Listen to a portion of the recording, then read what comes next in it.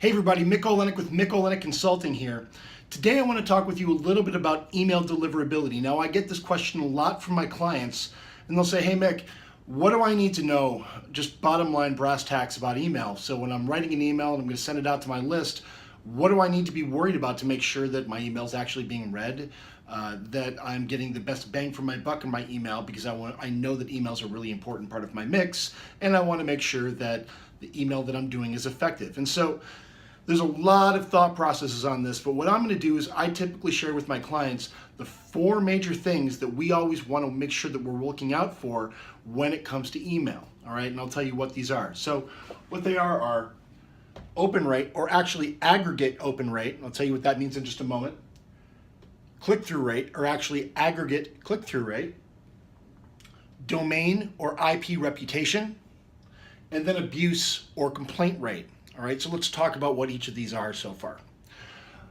Now, our open rate is very simple. It's just how often, what percentage of the email that you send out is actually been opened, all right? And this is done, the reason why we talk about it as an aggregate open rate is that it doesn't matter about the individual emails you send out, all right? This is actually measured over the course of all of the emails that are coming out from your domain, from your sending location. That's the whole point of the aggregate component. So it doesn't necessarily matter if we go ahead and we send one email and it's got a 50% open rate, and then we send another email and it's got a 25% open rate. The aggregate open rate is actually going to be basically right between 25 and 50, so it'll end up being about 37.5 or something along those lines. All right, so that's how that part works. Now, same thing with click-through rate.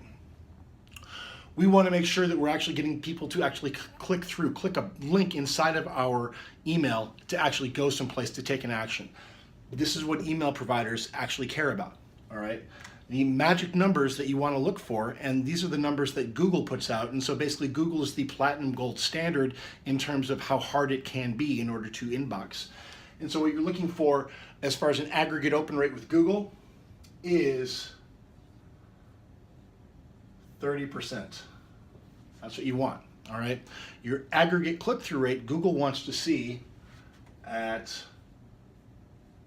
20%, all right? So that's what you're looking for there. Now, with domain or IP reputation, this is the domain that you're sending from, the actual domain that you're sending from. So if you have abccompany.com and you're sending mail from info@abccompany.com, we want to know what is the email reputation of abccompany.com, all right? And so what we really want to make sure is that it's not poor, all right? So I'm going to type right in poor. We just want to make sure it's not poor. That's the main thing you're looking for here, okay? Same thing goes with reputation, or I'm sorry, with IP. So again, an IP is a numerical representation of where your actual domain is. So when you have a domain hosted someplace, it's actually hosted on a number. That number is an IP. We want to make sure that that IP also has a not poor reputation. So that's very key, all right? And then with abuse or complaint rate, typically we want to make sure that it is less than or equal to 0.01%. That's really what we're looking for, all right? There are some ISPs where you can take this all the way up to 0.2%, but as a rule, you want to make sure that your abuse or complaint rate is below 0.01%. That's really what you're looking for, folks. If there's any questions you have, go ahead and comment below or send me a message, and I'll be happy to help you however I can. Have a great day, guys.